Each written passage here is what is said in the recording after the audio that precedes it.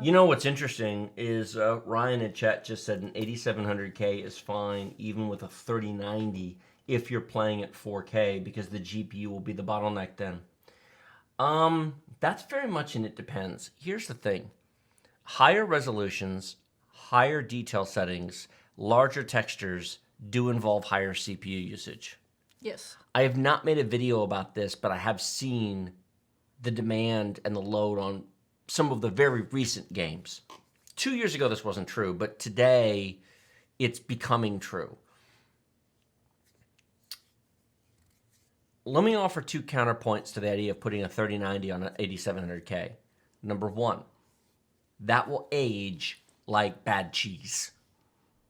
It won't. That will last you 5 hot minutes before that becomes garbage. If you run out of graphics card power, do you know what happens? Your frame rate slows down a bit. Yeah. If you run out of CPU, you get frame spikes. Running out of CPU is not the same thing as running out of graphics card because running out of CPU introduces stutter and system lag, whereas running out of graphics card simply gives you a lower frame rate. I would rather run out of graphics card than run out of CPU. Furthermore, the kind of person, the type of buyer who has $1,500 plus to buy a 3090 is probably not the kind of person who wants a compromise CPU choice. A 3090? He just said a 3090 on an 8700K. The kind of person who buys a 3090 is probably not the buyer who wants a compromise CPU. No. You're pairing the best graphics card with now, frankly, a mid to an entry-level CPU. 2017 CPU. It's basically an an i5. No, An i5 10 400. 400, yeah. Or a Ryzen 5 3600. Correct. A little bit faster, but not much. But you're basically putting it on a $150 CPU. That's ludicrous. Can you find an edge case where that's true and it works? Sure. You can prove your point. But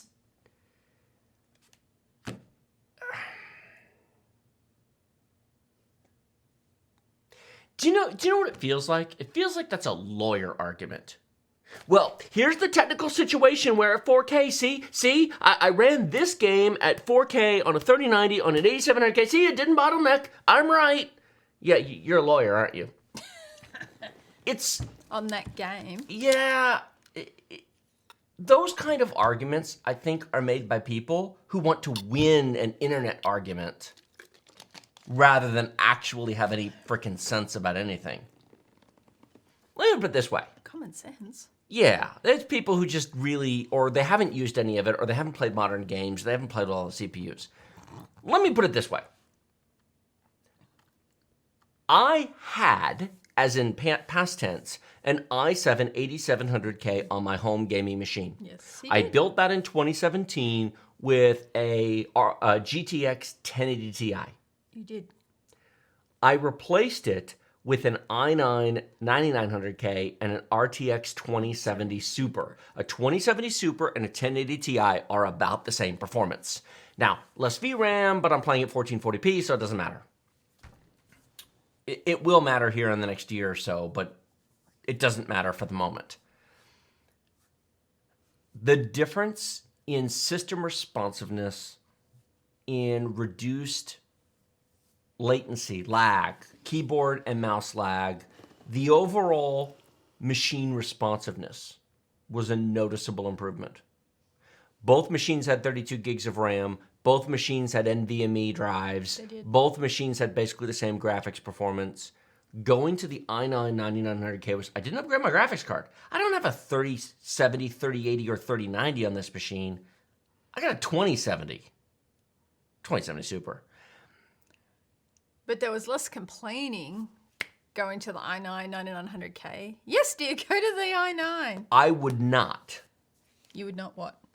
If you offered me the option to switch back to the 8700K but I could have a 3080 or 3080. 3090. No, you would not do that. I would not.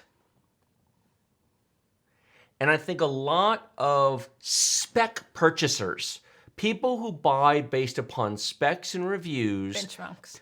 people who buy based on a benchmark chart, Not use case, but benchmark. and if I may be blunt, window shoppers, people who aren't going to buy any of them, people who buy based upon what they guess is better. If I sound firm and forceful, the reason for that, it's not to be arrogant and it's not to be rude to anybody, but it's to make the point that I don't have to guess what the difference is. I'm not assuming, which we know what assuming does. I'm not wondering. I'm not interpolating, and I'm not wishing. I know.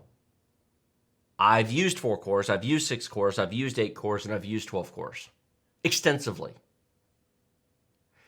She has a 6-core 3600X at home with an RTX 2080. I do.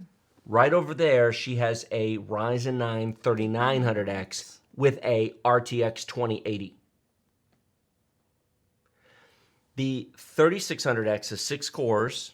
The 3900X is 12. Yes. They are both 4.2 gigahertz. They both have 32 gigs of RAM. They both have the same RTX 2080 in them. They do. Not 3080, 2080. Yep. You play at 1440p on both machines. Correct. Both machines have multiple monitors. Correct. Both machines have premium NVMe drives in them. They do. How they do. You don't play Cyberpunk. Nope.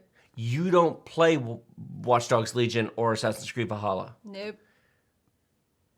You play World of Frickin' Warships. Pew pew. I do.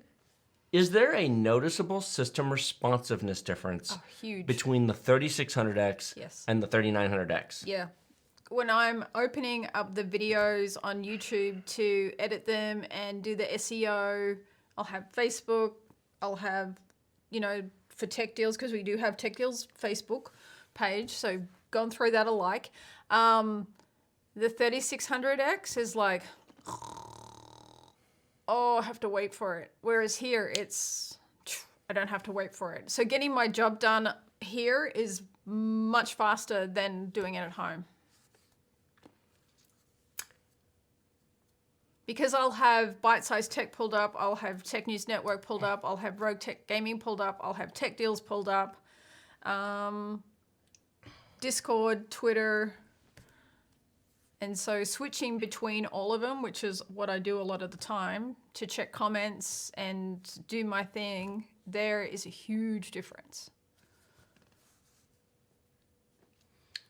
The idea of putting a 3090 on your 3600X at home is ridiculous. And that's basically what that comment entails, is putting one on 8700K. It would be a horrifically foolish use of money. Either A, if you've got $1,500 to buy a video card, you need to build a new machine, or at least replace your motherboard and CPU with a modern one. I mean, a Ryzen 9 5900X would be ideal for an RTX 3090. If you want to go that route, go for it.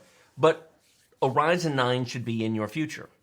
Maybe an i9, but if stock was available, I would lean towards a Ryzen 9 5900X personally. It's just they're not available. That's the biggest problem. No, they're not. Or an i9 10850K, because they are actually available. That's true. And frankly, relative to the cost of a 3090, they're not that expensive. $400 for the chip, $200 for the motherboard, $600, but you go from 6 cores to 10. You go to 5.2 gigahertz. You go to a slightly more modern feature set. You do. And you get a board that's going to last you through the next several years as games use more and more cores and threads. Correct. And you'll just get a better overall experience. You will. If you don't have the money to do both the 3090 and the CPU, great. Get a 3080 and do the CPU. Yeah, get a bit of CPU. If my two choices were an i9 10850K and an RTX 3080, or an i7 8700K and a 3090, I don't even have to think about this. I mean, that's a no-brainer. And anybody who would choose the 3090 and the 8700K is spec purchasing. What an awful experience that is. It will be. That's horrible. Nobody who's used any of it would actually do that. They'll do that and they'll come and say, that was a terrible idea.